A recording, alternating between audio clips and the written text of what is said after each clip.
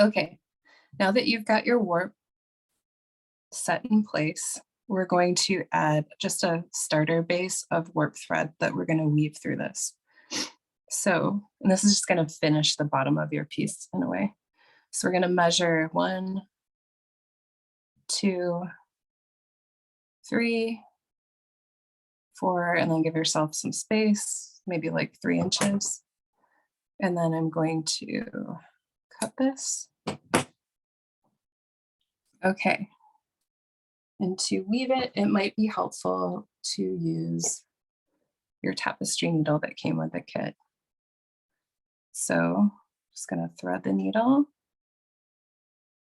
And then we're going to start, and we're going to go opposite of what this spacer was. So instead of going over, we're going to go under, over, under, over, under, over.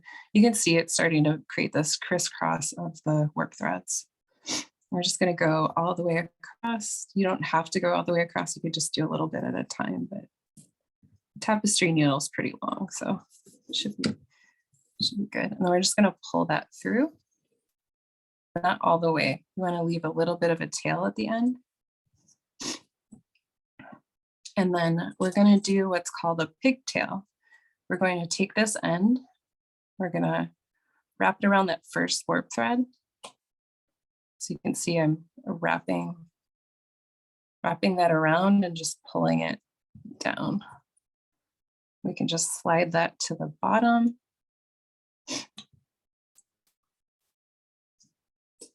Fingers might be easier. Okay, and then if you have a kitchen fork, this is helpful to beat down your weft, or this is actually weft, but we're using warp thread. You could just pull that down, just make sure that tail sort of stays in place.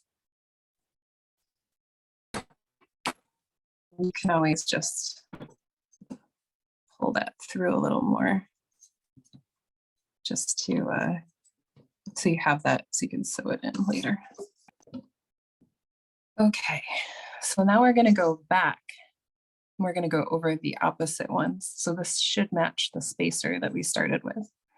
So we've woven the spacer over all of the odd warp threads. We just wove the warp thread through all of the even warp threads. And now we're gonna go back through all the odds. So you can see this is covering this last warp thread, and I want that to stay in place. So I'm gonna go under that, over, and there should be a little gap created from that spacer, so it might be easier to push this through at this point. Some you might have to help shimmy under and over. Okay, now we're gonna pull that through, but you don't wanna pull it too tight because you don't wanna pull in the right side.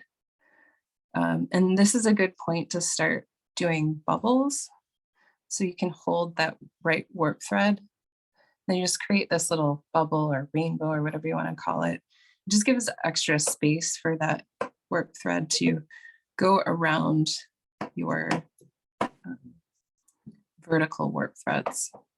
So at this point, I want to check my warp threads, and I can see that this left one's starting to pull in a little bit.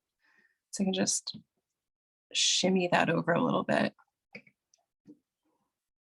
because you want them to stay alongside these so that your tapestry remains straight on both sides.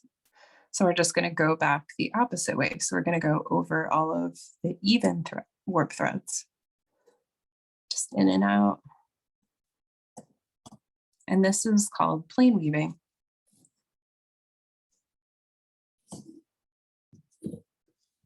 Okay. So like before, I'm going to hold this on the left side a little bit, just so that it stays in place. Create that little bit of a bubble. And then I'm going to take my beater or my kitchen fork and just push that down. This is called packing the weft. All right, last pass with this. Going to go back the opposite way. So we're going to go around that right warp thread because we've already covered it with that last pass.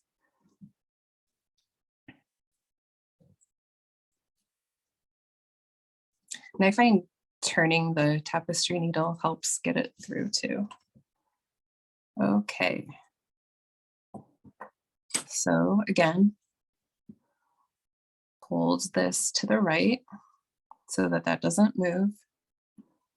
Create somewhat of a bubble. And then we're going to pack that down.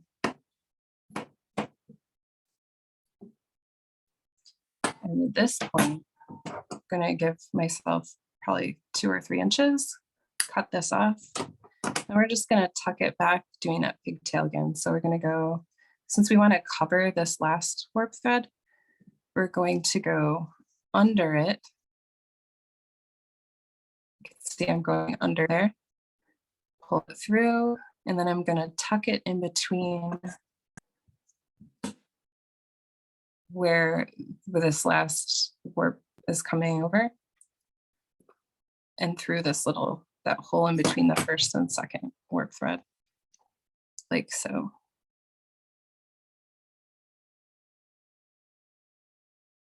And that's pigtailing. So you just pull this through. And that's just to keep, the pigtail just locks it in place.